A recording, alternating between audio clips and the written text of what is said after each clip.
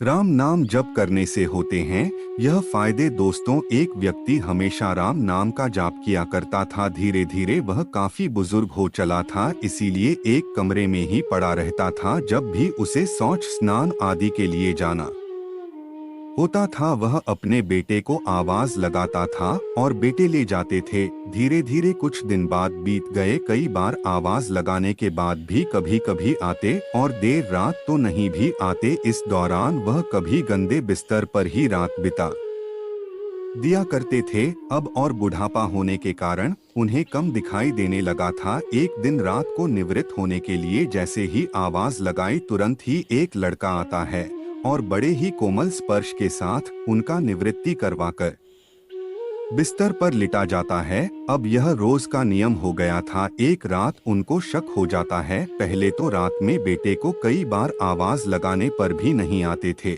लेकिन यह तो आवाज लगाते ही दूसरे क्षण आ जाता है और बड़े ही कोमल स्पर्श के साथ निवृत्ति करवा देता है।